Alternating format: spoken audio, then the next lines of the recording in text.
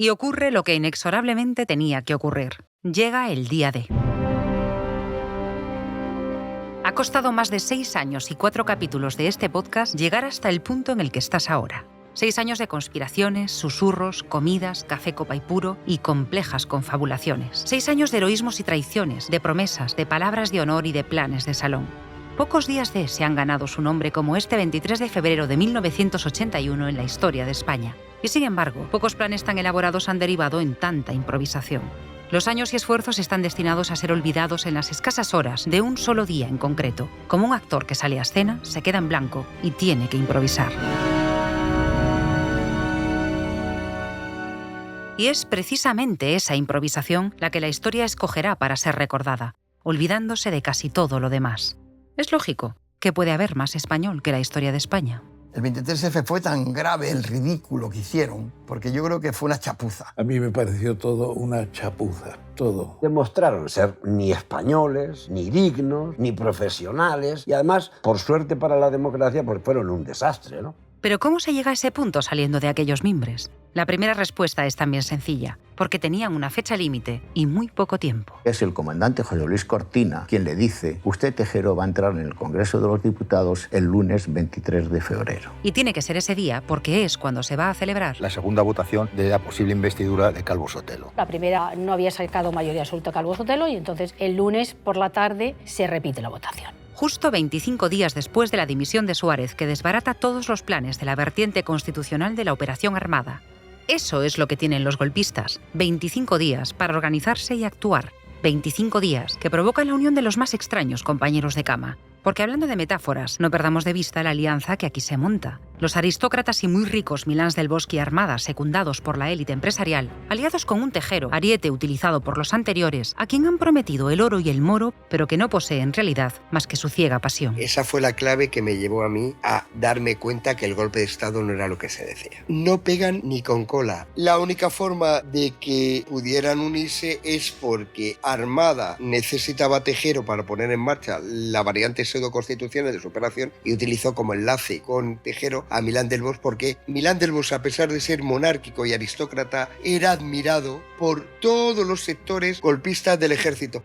Tal como anuncia la imposible mezcla, este será un día histérico y vertiginoso, provocado paradójicamente por 2 decisiones encaminadas a esquivarlo, la dimisión de Suárez y la elección de Calvo Sotelo como su reemplazo. Una de esas ocasiones en que, queriendo evitar un conflicto, solo se consigue terminar provocándolo. Bien, pues este es el caso aquí. Con la dimisión y elección de Calvo Sotelo se ha neutralizado la primera variante de la Operación Armada. El problema es que la alternativa era peor. Y así empieza este tsunami. 23F, la gran entrega.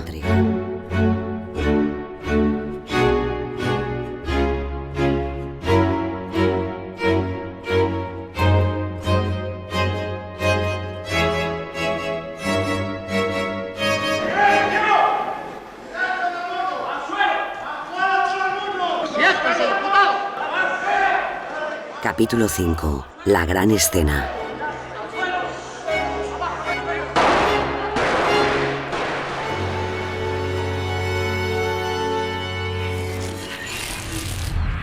Primera hora de la tarde. En las primeras horas de la tarde del 23 de febrero, Tejero está en la Dirección General de Tráfico de la Guardia Civil y allí está pidiendo hombres y el coronel Machado le dice que no se los da. Y es cuando interviene Gómez Iglesias diciendo que es verdad, que Tejero tiene que hacer una acción dentro de una operación que está dirigida por los generales Armada y Milán del Bosch. Y es en ese momento cuando Tejero consigue los hombres necesarios para tomar el Congreso de los Diputados. Roberto Muñoz Bolaños, doctor en Historia Contemporánea. Coordinadamente a esto y en paralelo, desde el CSIC se pone también otras unidades, otros agentes operativos que van a guiar otra columna que viene desde Valdemoro al mando del capitán Muñecas. Y les recogen en la plaza de Legazpi y les van guiando por Madrid, aunque llega un poco tarde, hasta el Congreso de los Diputados. Jesús Palacios, periodista y escritor. El 23F, yo hacía 2 o 3 meses que a mí me encomendaban misiones solo, que daba la impresión de que solo tenían por objeto entretenerme. Mientras tanto, mi equipo, la sección especial de agentes, el mando lo tomaba mi segundo, el cabo de la Guardia Civil. Juan Rando, jefe de la sección especial de agentes dentro de la OME. Ese cabo de la Guardia Civil era el ya citado Rafael Monge. Bien, pues esto cuenta el periodista de investigación y escritor Fernando Rueda. El 23F se lleva a cabo gracias a que 3 miembros de la OME, Monge, Sales y Moya, les ordena a Cortina en secreto que vayan a por unos equipos de transmisión, a por 3 coches con matrícula falsa, para llevar a guardias civiles, para dirigirles hasta el Congreso, etcétera, etcétera. Por lo que deduzco, debía haber 3 o 4 coches. Porque cada uno de estos coches lo que hacía era, probablemente con 2 agentes, ponerse delante de uno de los autobuses que venían de Valdemoro, del parque móvil, y conducirlo y pedir a los policías municipales que les abrieran paso, etcétera, etcétera. Y al mismo tiempo, pues coordinarse por la radio del coche con los otros 2 vehículos que formaban parte de esa unidad. Hay más testimonios acerca de estos agentes guía. Quizá recuerdes que uno de los guardias civiles, conductores de uno de los autobuses, declaró en el juicio Que delante había un vehículo al que le dijeron que siguiera, un SEAT, y que fue ese vehículo el que le condujo hasta el Congreso de los Diputados. Ese vehículo, ese SEAT, coincidía con uno de los vehículos del CSI que estaban desplazados en la zona. Carlos Fonseca, periodista y escritor. Dejamos esto por ahora y seguimos con la cronología de los hechos. Mientras los autobuses se dirigen al Congreso, en este reina un ambiente casi somnoliento, una cierta modorra de siesta muy ajena a lo que está a punto de pasar. Sin embargo, en cuestión de minutos, todo se va a precipitar. Y si en esta trama todo ocurre a la vez en todos sitios, imagina cómo pudo ser este momento. Los escenarios se multiplican de tal manera que lo único que podemos hacer para acercártelo es probar nuestros ojos de mosca e intentar estar en el máximo de sitios a la vez. Sabemos que eso es imposible, pero confiamos en las capacidades imaginativas de tu oído. Vamos a probar. Empezamos en el exterior del Congreso. Me llamo Santiago Rodríguez Moral y soy camarero del Congreso de los Diputados. Y ese día yo salía a las 6:15 de la tarde. Entraba el presidente del gobierno, Adolfo Suárez, y el presidente Calvo Sotelo, el que iba a ser presidente. Entraban los dos y yo salía por la puerta. Apenas unos momentos más tarde llegan los autobuses del parque de automovilismo. Poco más tarde llegaría el de Valdemoro con el capitán Muñecas. Soy José María Mayoral Pérez, formaba parte de Servicios Generales. Yo estaba en el control de accesos. Los autobuses pararon en la carrera San Jerónimo, frente a los Leones, a la altura de los Leones, por ahí desembarcaron, desencocharon y salieron y corrieron la acera delante del Palacio. Los guardias civiles los vi fuera, que a mí me extrañó, digo, ¿esto la Guardia Civil aquí? No sé qué pinta aquí la Guardia Civil. Vemos correr guardias civiles, corrían con sus metralletas en mano hacia el Palacio. Y los primeros, pues como 15, 20, pasaron sin mirarnos, corriendo hacia las escaleras. Esos sabían dónde iban. Venían diciendo, hay un comando de ETA. Entonces pasaron sin ninguna dificultad. Los primeros que sacaron eso fue la policía de aquí, porque claro, vienen propios guardias civiles y tal, vienen gritando que hay un comando de ETA, pues yo entiendo perfectamente que no les dio tiempo a reaccionar. Los primeros entran en el edificio. Sin embargo, dentro del hemiciclo aún transcurre todo con normalidad. Soy Alfredo Mariscal Calvo, ujier de Servicios Generales. El portero mayor me manda en ese momento, el día del debate, al sitio que nosotros le tenemos considerado como parte de la entreplanta, en la cual hay instaladas en un balconcillo 2 cámaras de televisión española. Me llamo Cayetano Fragua, trabajaba para Televisión Española el día del 23F. Soy José Bono Martínez. Era diputado por el Partido Socialista por la provincia de Albacete. Soy José Manuel García Margallo. Yo era diputado por Melilla por la Unión de Centro Democrático. Esa tarde era una tarde poco importante desde el punto de vista de la trascendencia parlamentaria, porque ya sabíamos lo que iba a ocurrir. Estaba cantado que Calvo Sotelo sería elegido presidente del gobierno. Mientras, en el exterior, los guardias civiles asaltantes siguen entrando al edificio. En el hall de entrada... Ya se empezaron a parar, ya nos empezaron a apuntar y se empezaron a quedar en semicírculo en el hall de entrada, todos con la metralleta, nerviosos. Esos no sabían, se veía clarísimo que se estaban quedando ahí porque no sabían hacia dónde tirar. Dijeron, póngase contra la pared sin tocar el teléfono, sin decir nada y sin mover papeles y sin mover nada. Y ahí nos quedamos. Dentro del hemiciclo va a dar comienzo la votación para la elección del presidente. Cuando el presidente daba la orden, comienza la votación. No se permitía a nadie el acceso al hemiciclo. A nadie. Punto. Sin embargo, fuera de esta sala, los guardias civiles ya han empezado a ocupar el edificio y la llamada M30, el pasillo que rodea a las estancias por las que el personal accede a todas las dependencias, incluido el hemiciclo. Soy Ana Rivero Moreno. El 23F yo era taquígrafa de base y los taquígrafos de base nos renovábamos cada 5 minutos. Llego a la puerta y me veo a un chaval joven con un arma y voy a abrir la puerta y me lo impide. Y me dice, no puede entrar, que si entra, no sale. Entonces le pregunto, bueno, ¿qué problema hay? Respuesta, hay etarras en las tribunas. Al ratillo vi aparecer una persona con bigotes y tal que yo había visto ya le reconocí perfectamente que era Tejero y ya sabíamos de dónde, por lo menos intuías ya lo que podía pasar, ¿no? Estábamos confirmando que era un golpe de Estado.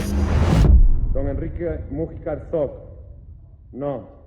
Estaba don Víctor Carrascal Filibroso leyendo la lista como secretario de la mesa. Empieza la votación, todo va normal. Don José Nazarre de Letosa Conde. Cuando Víctor Carrascal llamó a Núñez en Cabo, pues oímos cierto estrépito. Don Manuel Núñez en Cabo. ¿Qué pasa? No le oye porque es cuando ya entran los guardias civiles. No. ¿Qué pasa? Entran los guardias civiles. Y cuando entran, quedamos todos muy sorprendidos, claro. Entran una fuerza armada con unos uniformes. Al principio alguien dice esto es que hay alguien de ETA. Entraron preguntando por José María Vandrés. ¿Dónde se sienta José María Vandrés? Juan María Vandrés, entonces diputado del Partido Nacionalista Euskadiko Ezkerra.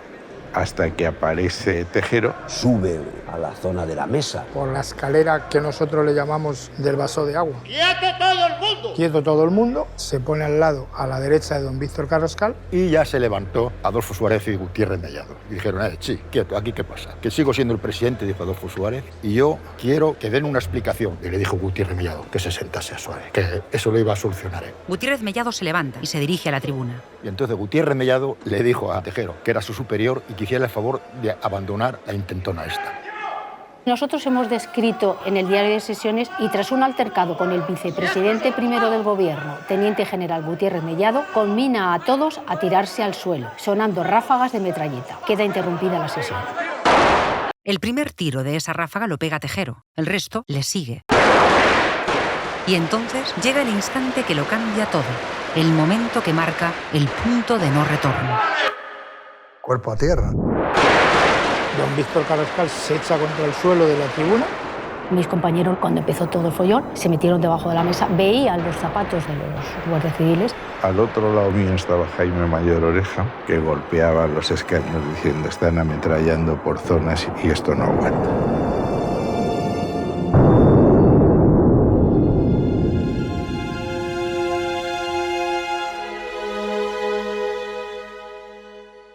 Los tiros del 23F, 10 segundos de una andanada descontrolada, la metáfora perfecta de un siglo y de un país. 10 segundos que en el fragor del momento se hacen eternos y que se viven de maneras muy distintas en cada lugar. Ralenticemos estos segundos para echar un vistazo más allá de este hemiciclo. En el despacho de taquígrafos, aún dentro del edificio. Pálida me quedo y digo, a mis compañeros los han matado. En el control de entrada al edificio. A nuestro edificio todavía no había pasado ningún guardia civil y ya estábamos oyendo los tiros en el hemiciclo. En las calles próximas al Congreso, dentro de un SEAT con matrícula falsa del CSIC. Monje oye los tiros. Se queda acojonado. ¿Asustado? No, acojonado. Madre mía, yo he contribuido la de muertos que debe haber. Y ahí cambia. Los espías no ponen en cuestión las órdenes que le dan, lo hacen. Y él, de repente, de no cuestionar nada, cuestiona, madre mía, lo que ha podido pasar. Fernando Rueda, periodista de investigación y escritor. Y ellos, que no hay que olvidar que eran hombres de la Guardia Civil, cuando oyeron las ráfagas allí, lo que pensaron es que allí se había producido una carnicería. Y sobre la marcha se quitaron de medio, se quitaron fuera y tal. Y poco después se formó el cordón de seguridad y los coches que habían llevado los autobuses quedaron junto con los autobuses allí dentro del despliegue de seguridad que aislaba el Congreso. Juan Rando, jefe de la sección especial de agentes dentro de la OME. A varios kilómetros de allí, en un chalet del CSIC sin distintivo en el que en estos momentos se encuentra Juan Rando, había un sargento, un hombre de confianza de García Almenta y de Cortina, que estaba oyendo una radio de pilas con unos cascos. Y de pronto dice, ya está,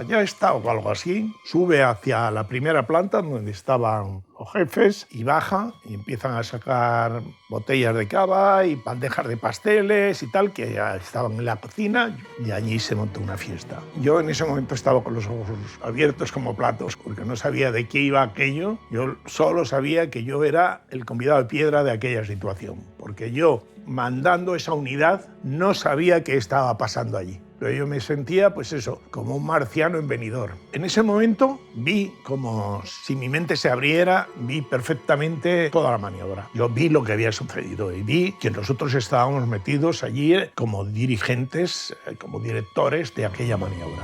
En el Palacio de la Moncloa... Soy Fernando Puel. En 1981 ocupaba el cargo de segundo jefe de seguridad de la presidencia del gobierno, podríamos decir la protección del complejo de la Moncloa. Yo me quedé en Moncloa, en mi despacho, y yo tenía un transistor de aquellos chiquititos y ahí oí la ensalada de tiros. Entonces me fui inmediatamente a la oficina del portavoz porque ellos sí tenían la señal de televisión. Entonces mi preocupación primera fue a ver qué pasa con mis guardias civiles. Entonces me fui al cuartel de la Guardia Civil, que estaba dentro del palacio. Allí me encontré con que todo estaba tranquilísimo. Entonces lo siguiente fue dónde estaba la familia Suárez. Los niños estaban volviendo del colegio. Amparo estaba, creo que en el Corte Inglés. Entonces me los traje, reforcé todo el servicio, traje a todos los guardias y a todos los policías allí. Montamos un servicio de seguridad que allí no entrara nadie. O sea, esa noche nos quedamos prácticamente solos. En otro punto de la ciudad, en la redacción del País... De pronto, ¡pam, pam, pam, pam, pam! ¿Qué pasa aquí? ¡Ay, qué ruido! No, un disparo, sí. Y la tele dice, se oye un disparo. Es un disparo, ese golpe, ¡pum! A negro. José Antonio Martínez Soler, periodista. Por el interfono me llama Augusto del Cáder y me dice, ¿estás oyendo la radio? Pon la radio, pon la radio. Y entonces subo la radio y oigo la radio. Y oigo todo. Oigo los tiros, oigo todo. Y mandé cerrar las puertas de la casa. Y que no entrara nadie, porque dije, aquí van a llegar. Juan Luis Cebrián, director del País en la fecha. Volvemos al hemiciclo.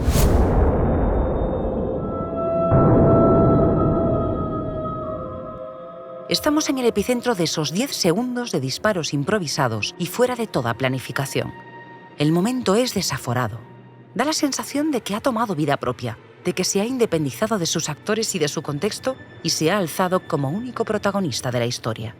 Un momento caprichoso, al que se le antoja de repente ser recordado y a fuerza de tiros lo consigue. De los 37 impactos que hay allá, hay al menos 4 que dieron en el paño de la tribuna de público y a la altura que podían haber impactado en alguna persona que hubiera estado de pie, que no ocurrió nada porque estaban echados en el suelo. De modo que no tuvieron ningún tipo de miramiento diligente para no matar a nadie. Fue un milagro que no muriese nadie en el tiroteo, porque si ves la escena infraestructura, claro, si llega a haber un muerto, empieza a caer sangre, yo no sé lo que hubiera pasado.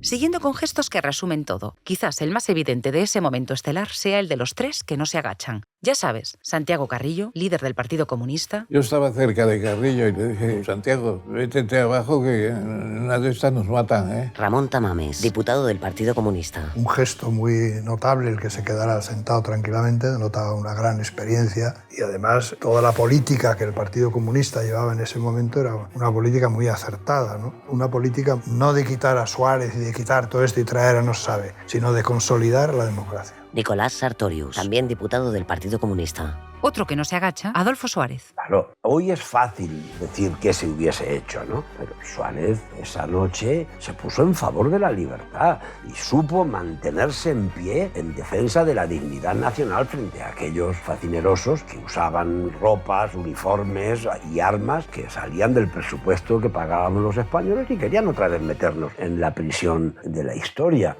Y el tercero que no se agacha, Gutiérrez Mellado, cuya actuación merece un aparte al que iremos en breve. Cerremos antes la ensalada de tiros que decía Fernando Puel. Estos 10 segundos de tiros al aire son un punto de inflexión no solo dentro del hemiciclo, lo son sobre todo fuera de él.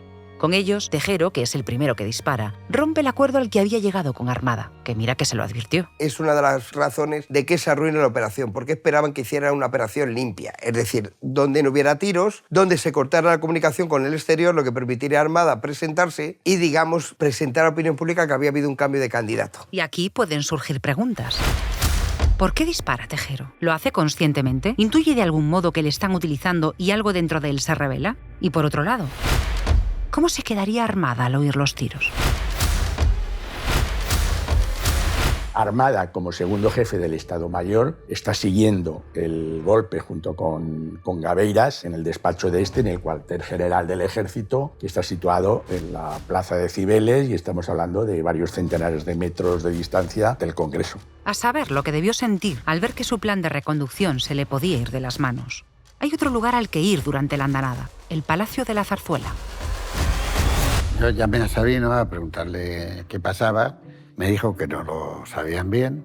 Me comentó que en ese momento la reina Sofía, cuando vieron por televisión eso, le dijo al rey: Juanito, esto es Armada, esto es Armada. Es la primera vez que a mí me dice alguien que eso puede ser Armada. Es de las primeras personas que se da cuenta perfectamente que el general Armada les ha fallado. De alguna manera, la reina Sofía tenía una relación muy estrecha con Sabino, y pienso que Sabino le trasladó a la reina Sofía su desconfianza hacia el general Armada. Ana Romero, periodista y escritora. También está la versión que Iñaki Anasagasti y José Bono dicen que obtuvieron tiempo después de puño y letra de Sabino Fernández Campo, el segundo del rey. Esto cuenta José Bono sobre cómo llegó a obtener este manuscrito. Siendo yo ministro de Defensa, me pidió ver. Vino a almorzar conmigo y me dijo: vengo a contarte una historia que yo tengo escrita, pero quiero que tú la escuches y tomes buena nota de ella.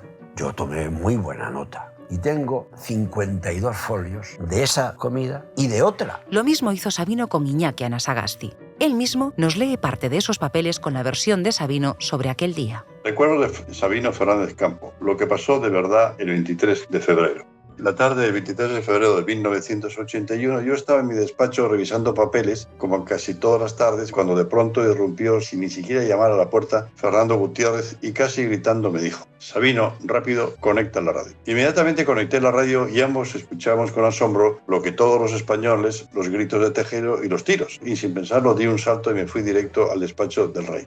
Cuando entré, tampoco yo llamé a la puerta, vi que el rey y la reina ya estaban pegados a la radio y escuchando atentamente, eso sí, tranquilos. Señor, ¿qué está pasando en el Congreso? Sabino, por favor, no te alteres. Señor, por si acaso voy a dar instrucciones para reforzar la seguridad del palacio. Sí, me parece bien, hazlo. La reina no había dicho nada, aunque su cara era un poema. Volvemos al hemiciclo, justo al momento en el que cesan los tiros. En el centro de la escena se encuentra Gutiérrez Mellado, el tercero que no se agacha, en posición llamativa. Durante el tiroteo apenas se ha movido un milímetro. Se ha quedado de pie entre los golpistas, brazos en jarras, inmutable. Mira a su alrededor con la expresión de un profesor severo pero justo que se dispone a echar una buena reprimenda a sus alumnos. A Tejero claramente no le gusta esta actitud, o quizás le pone nervioso. El hecho es que después de poner fin al tiroteo a gritos...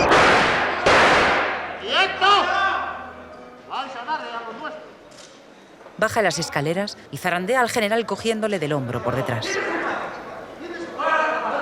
Se puso farruco y le quiso derribar, le quiso tirar al suelo. Pero Gutiérrez Mellado era karateca o judoka o algo de eso. No lo consiguió. Y le sacaba al otro menos 20 años. No lo consiguió. Y entonces, bueno, nos quedamos admirados de la facilidad que tuvo de sostenerse en pie y no caer al suelo. Porque él fue a por él y a quitarle la pistola. Que si le llega a quitar la pistola a Tejero, porque se vio la maniobra que quiso y no lo consiguió. Como te puedes imaginar, fueron momentos muy complicados. Y ya, cuando termina, se produce un silencio. Estuvimos cierto tiempo allí, se le oía vociferar al amigo, a Tejero, diciendo: tenemos que esperar que tiene que venir la persona competente militar para dar unas instrucciones. Es cuando un capitán sube y dice: buenas tardes, no va a ocurrir nada, pero vamos a esperar un momento a que venga la autoridad militar competente para disponer lo que tenga. Según Jesús Palacios, Armada también dio instrucciones a Tejero sobre esto en su reunión 2 días antes. Le dice que la tarde del 23F él estará con el rey en Zarzuela, para que una vez que eso ocurra, no le dice que él mismo irá, pero le dice irá la autoridad competente militar, por supuesto. Militar, por supuesto. Que es lo que le dice el capitán Muñecas en el Congreso a todos los secuestrados. Lo que se llamó luego el elefante blanco, ¿no? El elefante blanco no puede ser otro más que el general Armada. No sé si esto será cuestión de un cuarto de hora, 20 minutos, media hora. Me imagino que no más tiempo. Después de esta intervención de Muñecas, vuelve el silencio y la espera, la calma tras la tormenta. Aprovechemos este espejismo de oasis para ver cómo está afectando lo ocurrido hasta ahora a los ciudadanos.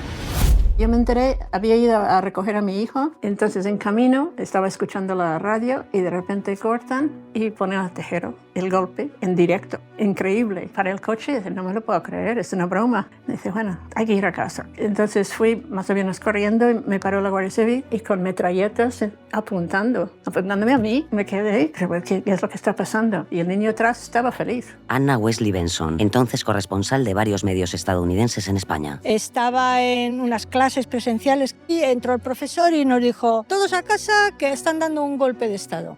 Y bueno, pues salimos hacia casa y cuando llegué allí lo primero que hicimos fue coger todos los libros que teníamos de marxismo, todos los panfletos, revistas, periódicos de carácter revolucionario y esconderlos. Esconderlos no, destrozarlos, ¿no? Y el recuerdo es, por un lado, escuchar la radio, estar pegados a la radio, y un miedo terrible por parte de mis padres, porque ellos revivían nuevamente el tema de la guerra. Era una obsesión el tema de la guerra civil, ¿no? Ana Montón López, activista de grupos de extrema izquierda durante la transición. Esto de deshacerse de todo lo comprometedor o incluso plantearse una huida a tiempo fue algo que aquel día le ocurrió a mucha otra gente en todo el país. Sin ir más lejos, a algunos trabajadores del Congreso, tal y como cuenta Santiago Rodríguez Moral, camarero en las Cortes. Había gente que estaba metidos en política, en comisiones, en la CNT. En aquellos años estábamos prácticamente todos metidos en la CNT y rompiendo los carnés y tirándolos al baño en el sótano. Dicen que muchos se comieron sus propios carnés de UGT. Esconder, sobre todo, archivos, listas de gente, militantes, que si triunfaba el golpe, pues ya se le dabas todo hecho ya, ¿no? Eso hubiera sido fatal. Y no solo en las filas de los que podían esperar represalias. Estaba en un cuartel de la Guardia Civil porque mi padre era guardia civil y bueno, yo estaba ahí, tenía 7 años y la imagen es ya de noche mis padres cuchicheando en la casa. Yo de alguna manera entendía que algo raro estaba ocurriendo y que mis padres estaban muy preocupados y ahora interpreto que efectivamente lo estaban porque muchos compañeros de mi padre estaban siendo llevados a Madrid sin saber muy bien o a otros lugares sin saber muy bien dónde iban. Yolanda Polo, hija de guardia civil. Claro, porque este es otro tema. Aquellos 200 y pico guardias civiles que habían sido reclutados horas antes y a los que en principio nadie les había dicho a dónde iban ni para qué. Recuerda lo que contaba Miguel Ángel Aguilar en el capítulo 1 que le había dicho Gutiérrez Mellado en un baño. Era una especie de exhibición de uniformes. Y me dice, eso demuestra que no forman parte de una unidad orgánica y que no están al mando de sus oficiales naturales. Son mandos, digamos, sobrevenidos. Han conocido a sus mandos viniendo en el autobús. Esos hombres, la mayoría muy jóvenes, se adaptan a la escena improvisando ellos también, puesto que por no saber, no saben ni en qué bando están. Tranquilos y quietos y no pasará nada.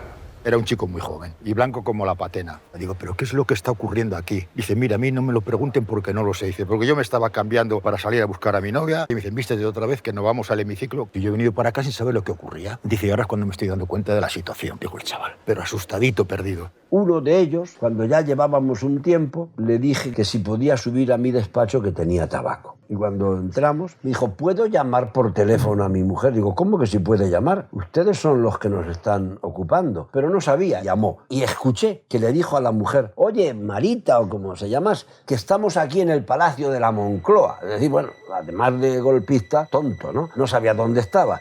Han pasado unos minutos desde el inicio de la andanada. Llegan 2 guardias civiles con la metralleta en la mano. Ellos entraron por ahí, metieron 2 castañazos a las 2 cámaras grandes de televisión y las revientan por delante. Se alejan de grabar automáticamente. Sin embargo, recuerda, la cámara que operaba Pedro sigue grabando. Junto a él está Cayetano Fragua. Quitó el brillo y el contraste del monitor. Claro, el monitor era negro. Esa cámara seguía trabajando. Lo que pasa que a la vista del otro, que no tendría ni pajolera idea, dice, guau, aquí no hay imagen. Vale, pues estupendo. Pasan pocos minutos de la hora H. Se establece la calma tensa que durará horas, en la que los presentes van asimilando sus primeras impresiones y temores. Yo tuve la impresión de que en ese momento podía haber acabado otra vez la democracia en España. Que era, de nuevo, una nueva tragedia de este país, que ha sido un país terrible, que éramos muy conscientes de ello. La sensación que me llevé, es decir, joder, lo poco que nos ha durado la democracia. ¿Y ahora qué voy a hacer? Me toca hacer lo mismo que hizo la primera taquígrafa, que fue exiliarse en la República y exiliarse a Francia, y allí se quedó. Me fui con una sensación tan triste, tan dolorosa, de decir, a la mierda la democracia. Producía la tristeza de que todo lo que habíamos luchado en contra de la dictadura, pues este grupo de salvapatrias tropas entraron a tiros para acabar con las esperanzas de un pueblo que estaba ya hasta el moño de aguantarle, de aguantar a la policía franquista, de aguantar a los militares franquistas, que por otra parte se creían que eran más españoles que los demás. Yo tuve la sensación, además, yo personalmente y los comunistas, nosotros acabamos en Carabanchel, si no peor. Y se lo dije a Calvo Sotelo, en un momento en el que los dos fuimos a los lavabos y él me dijo, ¿cómo lo ves? Y yo le dije, yo creo que acabamos en Carabanchel, por lo menos nosotros. Y él me dijo, no, hombre, yo creo que no, Nicolás, en todo caso tendréis toda nuestra solidaridad. Las conversaciones furtivas, algo inevitable en el secuestro de más de 350 personas en un recinto cerrado. Tejero lo que nos decidió es que teníamos que ir al cuarto de baño acompañados por un guardia civil. Bueno, entonces yo cuando bajé, me acerqué al Banco Azul al pasar, dije, ¿pero vosotros sabíais que iba a pasar este? Entonces yo creo que fue Rafael Salgado el que me dijo, este no. O sea, no estábamos todos en que iba a haber un golpe de Estado, pero ese no lo tenían detectado. El cuarto de baño al que se dirigía Margallo fue probablemente el lugar donde más conversaciones se dieron aquella noche, al menos entre los parlamentarios secuestrados. Yo recuerdo que esa noche fui al baño y cuando salió el ministro de Ciencia y de Universidades, creo que era Luis González Seara, era amigo mío, yo me acerqué y digo, voy a preguntarle, algo sabrá. Yo tenía 30 años recién cumplidos, él ya era pues una personalidad. Le dije, oye Luis, dicen que nos van a llevar a París. Y él me dijo allí haciendo pis, a París, para que nos reciba toda Francia. Nos dijo, estos acabarán asesinándonos. Yo volví absolutamente lleno de emociones negativas al escaño, porque aquello era muy determinante. A medida que iba pasando la noche, pues fuimos comprendiendo que además de ser unos golpistas, parecían un ejército y una organización muy poco organizada, donde los sargentos daban gritos. Por suerte para la democracia, pues fueron un desastre, ¿no? 18:40. Esta última apreciación de José Bono define bien la sensación que se puede llegar a tener desde una cierta perspectiva. La entrada dramática, la postura de Tejero subido en la tribuna pistola en mano, inmóvil como una estatua fotografiable esperando el aplauso general. Los tiros como grotesca fanfarria de toda la puesta en escena. Sí, se puede llegar a tener una sensación parecida a la que en aquel momento tuvo el periodista inglés Jules Stewart. Me parecía que España no estaba en peligro, no se me daba la sensación de que es un poco teatral todo. Un golpe más o menos a lo Buster Keaton, ¿no? Claro que en realidad, dentro del plan de Armada, esta toma de las Cortes es precisamente eso. Un paripé sin más fin que el de proporcionarle la oportunidad de irrumpir como el héroe de la jornada que viene a salvar la democracia. Pero el hecho es que el tiempo pasa y allí no aparece nadie.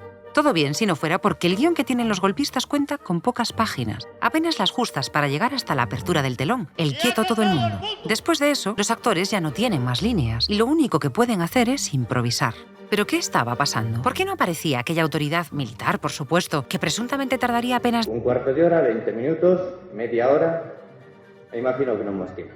El despacho de Gabeiras se llena de generales y de sus ayudantes, coroneles, que siguen en directo. Bueno, el sumario recoge el testimonio, no diré de todos, pero sí de una buena parte de quienes estuvieron allí presentes. Sí que hay que señalar que las versiones que trasladan al juez no son idénticas. Para algunos, Armada pide una constitución para comprobar si la opción de presentarse en el Congreso para ofrecerse como presidente del gobierno es una solución constitucional, y de la lectura que hace llega a la conclusión de que sí. Hay otros a los que el juez pregunta por este tipo de gestiones y dicen que no las recuerdan. En cualquier caso, es cierto que Armada adopta una posición proactiva de ofrecerse para solucionar el problema, y también otra obsesión es evitar la división en el ejército. Es decir, que Armada también interpreta su papel ante toda la plana mayor del ejército. Pero no hay que olvidar algo que ya nos han dicho muchos entrevistados en este podcast. Armada es, por decirlo de algún modo, más monárquico que el monarca, y en definitiva no va a hacer nada que el rey no apruebe. Estuviera don Juan Carlos al tanto o no, esta oferta aparentemente espontánea de presentarse en el Congreso como el reconductor de toda la cosa tiene que tener el beneplácito del rey. Volvamos entonces a Zarzuela, a la narración de los hechos de Sabino que nos lee Iñaki Anasagasti. Le habíamos dejado en shock ante los reyes. Cuando fui a salir sonó el teléfono y el rey, mientras lo cogía, me pidió que esperase. Entonces su majestad ya al teléfono dijo muy alterado: Alfonso, ¿qué pasa? ¿Qué han sido esos tiros? ¿Qué coño es eso de intimidación? Eso no estaba previsto. Quiero saber urgentemente lo que está pasando ahora mismo allí. Entonces su majestad dijo: Alfonso, déjame unos minutos y me llamas después, y colgó el teléfono. ¿Qué pasa, Sabino? Señor, no sé lo que pasa, pero pienso que el general Armada debe quedarse en su puesto.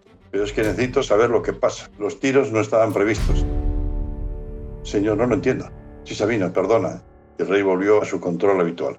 Después te lo explicaré. Bueno, tal vez tenga razón. Le diré ahora que se quede en su puesto. Tiene razón, Sabino, dijo la reina. En este momento podríamos decir que ya estamos literalmente en pleno corazón de la gran intriga palaciega. Según este manuscrito de Sabino, el rey efectivamente llama a Armada y le dice que no vaya a Zarzuela por el momento. Sabino vuelve a su despacho desconcertado. Llama al Congreso. Alguien allí le informa de la situación y de otra cosa. Una cosa me produjo tal impacto que casi me tumba. Que Tejero había dicho que aquello lo hacía en nombre del rey.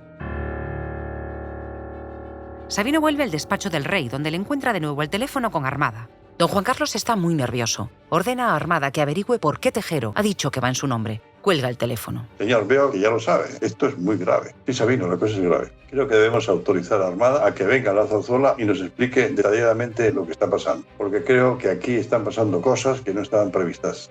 Cosas que no estaban previstas. ¿A qué se refiere Su Majestad? Bueno, es un decir. Pero por primera vez noté cierto nerviosismo en el rey. Lo que está claro es que hay que tomar medidas. Señor, creo que es urgente que Su Majestad hable directamente con los capitanes generales para saber qué opinan ellos y qué está pasando en sus respectivas regiones. También creo que debería dirigirse a los españoles por televisión española. Muy bien, haz tú las gestiones con televisión y en cuanto termines te vienes aquí y hablamos con los capitanes generales. Soy Fernando Castedo, era el director general de Radio y Televisión Española. Yo me entero de la entrada de Tejero en el Congreso de los Diputados estando reunido en Moncloa. Me llaman, me dicen que debía ir a Prado del Rey, porque hay previsión, o se dice, que pueden ir a Prado del Rey a ocupar Prado del Rey. Yo me voy inmediatamente a Prado del Rey. Y tardé 10 minutos, no he ido nunca más deprisa en un coche a una velocidad de vértigo por la casa de campo. 7 de la tarde. Pasan 37 minutos de la hora H. En Valencia, el capitán general de la Tercera Región Militar, Jaime Milans del Bosch, emite un bando donde asume todos los poderes civiles y militares. Mientras, en Madrid, Rafael Monge ha llegado a aquel chalet sin distintivo de los espías. Le temblaban las manos, estaba temblando y digo, pero hombre, Rafael, ¿qué te pasa? Tranquilízate, ¿qué pasa? ¿Qué pasa? No, es que ha habido un tiroteo, no sé cuántos muertos, pero bueno, ¿dónde has visto tú el tiroteo? Tal? No, en el Congreso, pero es que me he dejado allí el coche y ahora tengo que ir a por él, me he dejado un coche o unos coches, los coches del equipo han quedado dentro del despliegue de seguridad y hay que sacarlos de allí. Los coches que guiaron a Tejero y a sus hombres hasta el Congreso y que pasaron desapercibidos en el juicio. Volvamos al hemiciclo. Sobre las 7:15, los asaltantes dan orden a todos los funcionarios para que se vayan a sus casas. Pero se ve que se dieron cuenta que algunos diputados iban a estar indispuestos en cualquier momento. ¿Y quién les iba a sacar? ¿Quién mejor para sacarles que los Ujieres, que son los que se mueven por toda la casa y tal? Y entonces le habló con el portero mayor y le dijo, los Ujieres se tienen que quedar. Entonces pasaron la noche entera aquí 13 personas. 13 Ujieres que les decían al almacén, pues allí. Que querían ir a la cafetería, pues a la cafetería. Que querían cafés, había uno que entendía bien la máquina, pues les ponía cafés. 5 minutos más tarde de salir los funcionarios, les toca a los periodistas. Aparece por ahí Guardia Civil y dice, los periodistas que quieran se pueden marchar. Y los periodistas que quisieron se marcharon. Y se marcharon muchos, se marcharon casi todos. Por ejemplo, del País estábamos 5, pero cuando yo me di la vuelta no estaba nadie. Se habían ido. A mí me impactó mucho cuando salimos del Congreso. Había guardias civiles a los laterales del pasillo, evidentemente. Otro compañero me lo dijo y dice, está lleno de pistolas esa mesa. Y antes de llegar a la puerta giratoria de salida, a la derecha, había otro rimero de pistolas ahí en el suelo. Y dice, estos que han desarmado a todos los escoltas, a todos los guardaespaldas, a todos, para evitar que tomasen parte en el invento este y salieran aquí a armarse la de Dios. Los liberados salen de un shock para encontrarse con otro muy diferente. Nos dijeron, no se os ocurra coger un taxi. Dice, ir en el metro, que es el sitio más seguro para ir, porque la gente estará alborotadísima. La gente ni se había enterado. La gente andaba por Madrid como otro día cualquiera. Yo me quedé, me daba ganas de ponerme en el metro a gritar, no vendo nada, pero tengo que decirle lo que está ocurriendo. Yo cuando salí, bajo por la carrera de San Jerónimo y bajo, veo los autobuses aparcados en la acera de enfrente, bajé andando a Atocha y todo el mundo estaba de fiesta en los bares. Todos los bares de la Atocha estaba todo el mundo tomando cañas. Y yo decía, pero aquí la gente no sabe lo que acaba de pasar o lo que está pasando. Porque también hay que ser sinceros, era una democracia un poco incipiente, la gente no se interesaba lo que se decía en el hemiciclo. No había ocasión de demostrar ni heroísmo, ni pasotismo, ni desencanto. No hay una movilización tampoco entusiasta a favor de Tejero ni de los golpistas. Juan Sisinio, historiador. Pero sí empieza a llegar gente que se ha enterado de todo al Palace, el hotel frente al Congreso. En la tele vi que algo pasaba y bajé al Parlamento, a las Cortes, y me coloqué en el portal del Hotel Palace y vi que había un cordón de guardias civiles alrededor que realmente no sabían a dónde apuntar, si hacia adentro, hacia afuera, toda confusión. Luego llegó otro, un héroe de la noche, fue Santa María, jefe de la policía, que tuvo la idea de poner un cordón de policías, los grises de entonces, alrededor de los guardias civiles, por si acaso. El Palace se convertirá en el centro de reunión de la noche. Allí hay desde mandos militares de todos los colores hasta periodistas, gente que sale del Congreso y quién sabe quién más. En el Congreso se establecen 2 líneas, digamos, de control. Luego finalmente se retira la de la Policía Nacional, pero también los golpistas tienen establecido su propio control y en uno y en otro caso el objetivo es que ni entre ni salga nadie del Congreso. Bueno, pues el sumario nos demuestra que en el Congreso entró y salió muchísima gente. Es decir, y en algunos casos se da la paradoja de que hay golpistas que salen, se entrevistan con los compañeros que les están sitiando, se van al Palace a tomar algo y a intercambiar impresiones y regresan de nuevo al Congreso para seguir con el secuestro de la Cámara, sin que en ningún momento nadie los detenga ni adopte ningún tipo de misión. En realidad, los únicos que no pueden entrar y salir son los diputados. El resto, según parece, tiene vía libre. El impasse de espera que se vive en el Palace se reproduce también al otro lado de la calle, en el Congreso. Los periodistas, ¿qué hicieron? Marcharse ¿a dónde? Al bar. Porque, como sabemos, las noticias no van a la redacción. Las noticias están en los bares. En el bar, lo primero que pasaba era, cuando yo bajé, era que había una cola enorme, inmensa y heterogénea, porque estaban ujieres, diputados, escoltas, que los golpistas les habían desarmado, pero ahí estaban, periodistas y golpistas. Los guardias civiles con el CEDMET hacían pacientemente cola y cuando llegaba su turno, pues pedían su gin tonic o su cerveza o lo que fuere y pagaban. Los golpistas con la metralleta en una mano sacaban, pagaban. Así empieza el golpe. Ya iremos con cómo termina, porque como bien apunta Miguel Ángel Aguilar, si el principio es así, te puedes imaginar cómo sigue la cosa. Y eso que por ahora son solo las 19:30. Cuando pasa 1 hora y 7 minutos de la hora H, la curva de acción y acontecimientos vuelve a subir. Volvemos a la gran constante espaciotemporal de toda esta intriga.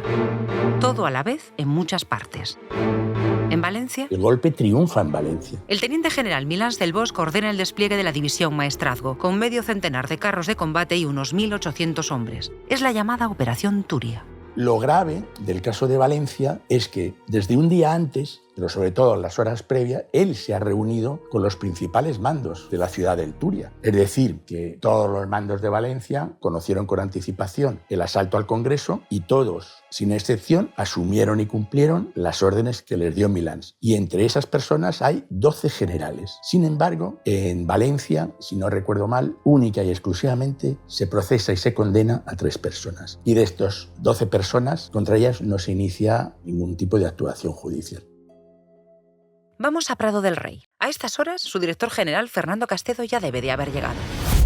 Cuando llego a televisión hablo con Sabino Fernández Campos, no recuerdo si 1 o 2 veces, y es cuando él me confirma que todo pinta, que van a ir la brigada no sé qué, que está muy cerca de Radio Televisión Española. Pero recuerda que cuando se hace con la grabación de lo que está ocurriendo en el Congreso, Fernando Castedo rompe las costuras de su asiento y esconde allí la cinta. Gracias a este acto tenemos hoy la grabación que todos conocemos, la única que existe del momento. Era la historia de España de ese momento. Castedo ya está sentado sobre la cinta cuando efectivamente, a las 7:30 de la tarde, 3 escuadrones del ejército con blindados pertenecientes a la división acorazada Brunete ocupan las instalaciones de Prado del Rey. Pero antes de que lleguen a su despacho, el capitán manda a un sargento a radio para decir en radio que pongan música militar y que si no tiene instrucciones de hacer fuego, de disparar y de actuar en consonancia. Con lo que durante todo el asedio, Radio Nacional solo emitirá marchas militares y música de Bach. Y entonces ya es cuando vino el capitán y me dice que no puedo dar informativos, que él toma el mando de la casa y que pongamos los programas que estemos teniendo, pero sin informativos, ni ningún tipo de eso, de nada. Y entonces se encierra conmigo en el despacho. Un Una de las cosas que sí puede hacer el director general vigilado por este capitán es coger llamadas. Una de ellas será la de Juan Luis Cebrián, entonces director del País. Llaman a alguien de la redacción que me lo viene a contar para decirnos que hay una columna militar que viene desde Torrejón o desde no sé dónde y que tiene instrucciones de ocupar Diario 16 y El País porque estábamos muy cerca. Y entonces yo llamo a Castedo y me coge el teléfono él directamente. Y le digo, oye, te llamo porque me dicen que están entrando las tropas en televisión. Y me dice, te estoy hablando delante del capitán no sé cuántos, que no sé qué, y que ha venido aquí a explicarme la situación y tal, o sea, algo.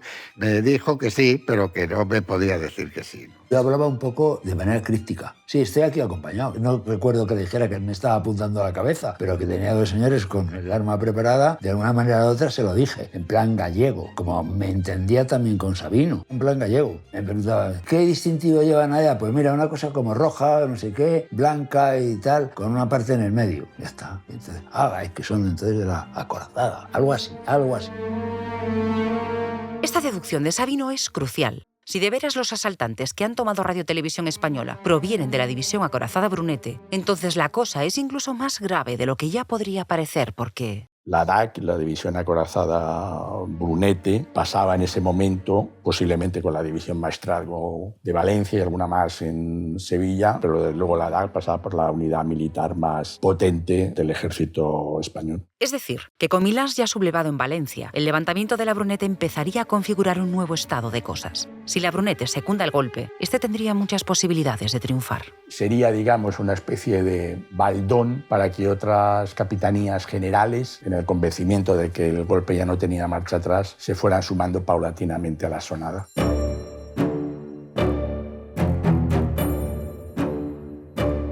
Perfectamente consciente de todo esto, Sabino sabe que tiene que hablar con el jefe de la división, el general José Juste Fernández, y comprobar si verdaderamente la Brunete apoya el golpe. Lo que se genera esa noche en la DAC es un auténtico desbarajuste, porque el general Juste ha salido por la mañana en un viaje de inspección y es informado del golpe cuando va camino, creo que era de Zaragoza, y vuelve inmediatamente. Y aquí hay una serie de mandos que le cuentan que ha habido un asalto al Congreso y que la división debe de intervenir. Entonces Juste se muestra inicialmente dubitativo, pero es cierto que las órdenes para que salgan esas primeras unidades las da.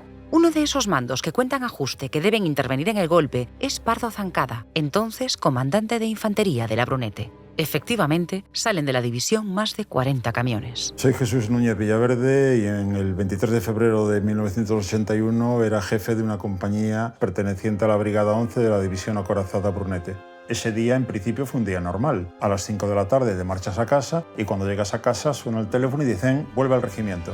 Entras en el regimiento y la primera indicación que recibes, la primera orden que decides es ETA ha entrado en el Congreso de los Diputados y hay que ir para allá, hay que sacarlos de allá, sin definir más cuál va a ser tu papel en ese hay que sacarlos de allí. En ningún momento hay tiempo de reflexionar y en ningún momento se nos dio ninguna orden más precisa que la que acabo de comentar. Y ahí nos quedamos, detrás de la puerta de salida a la carretera de Extremadura, esperando la salida. Podían ser alrededor de 1000 hombres. Es decir, no era una cosa solo para mi compañía, evidentemente, sino una activación general del regimiento. Y cabía imaginar que estaría ocurriendo lo mismo en los demás regimientos, puesto que, como ya supimos a posteriori, era una de las unidades directamente implicadas en lo que estaba ocurriendo aquel día. Todos estos efectivos esperan durante horas las órdenes directas de Juste. Pardo Zancada y los demás le han dicho que tras el golpe de Tejero, Armada estaría en Zarzuela con el rey, puesto que ese era el plan inicial de Armada. Pero a Juste todo esto le suena raro, así que llama a Sabino para contrastar la información. En ese momento sonó el teléfono. Era el general Juste. Juste, ¿qué pasa? Sabino, ¿está el general Armada en la Zarzuela? No, ¿por qué me lo preguntabas? Porque me han dicho que a estas horas el general Armada tenía que estar en la Zarzuela. ¿Y eso por qué? ¿Quién te ha informado de ello? El comandante Pardo Zancada, que al parecer lo sabe de boca del general Milans del Bosch. Pues Armada no está en la Zarzuela, ni está ni se le espera. Gracias, Sabino. Eso cambia las cosas. Te llamaré después. Oye, ¿por qué cambian las cosas? ¿Qué cosas? Sabino, por favor, después te llamo. Y de ahí esa famosa frase, que no sabemos si será cierta o forma parte de la leyenda, en la que le contesta que Armada ni está ni se le espera. Sea como sea, tras esta conversación, el general Juste paraliza las unidades de la Brunete, cuya misión, por cierto, era un elemento clave para el golpe. Tenían que ocupar las calles de la capital. Si la DAC llega a salir a la calle y llega a tomar Madrid, efectivamente, mi impresión es que el golpe habría triunfado. El hecho es que se ha conseguido esquivar esta bala.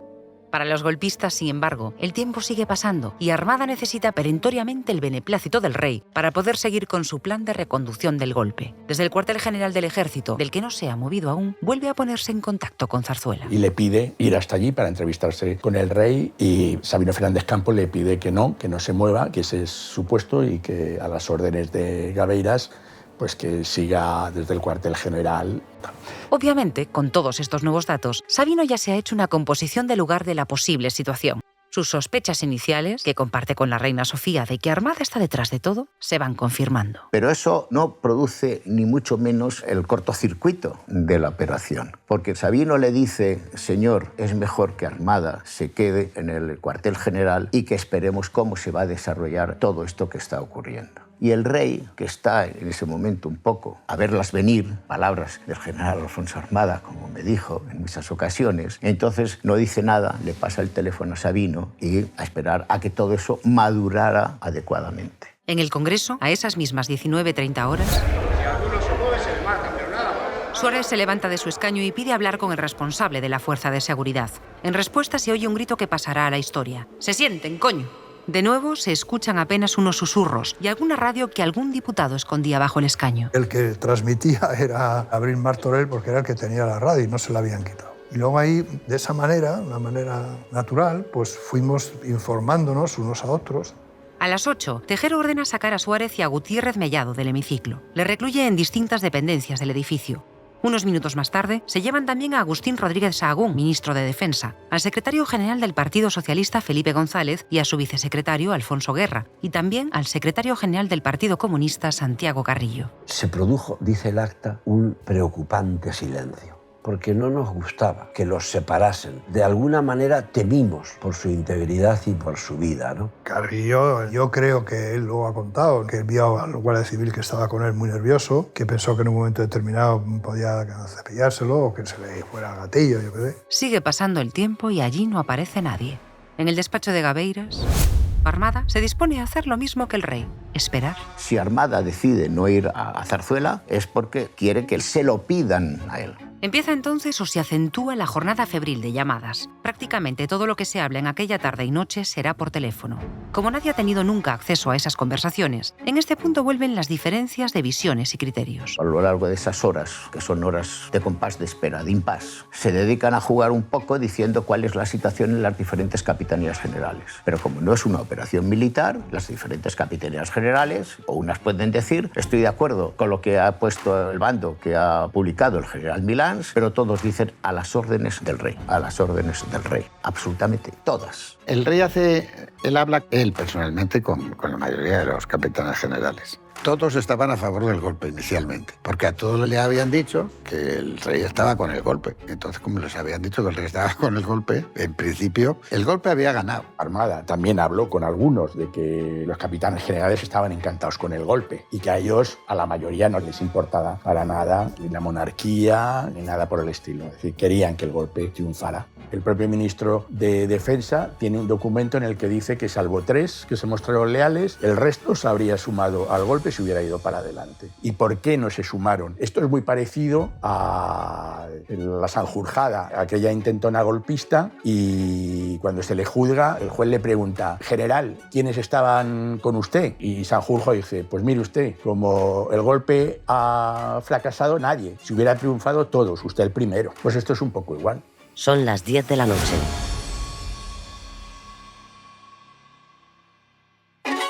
¡Quieto todos!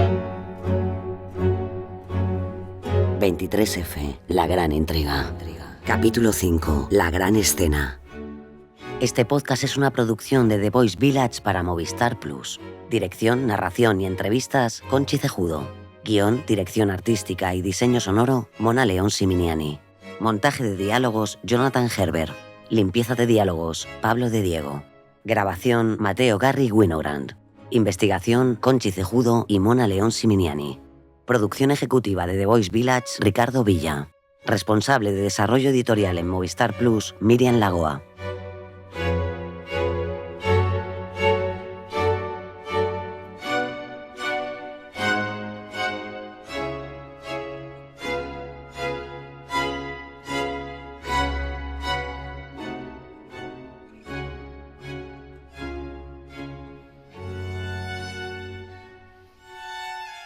Si te ha gustado este documental sonoro y quieres completar la experiencia, ya está disponible en la plataforma de Movistar Plus la serie Anatomía de un instante.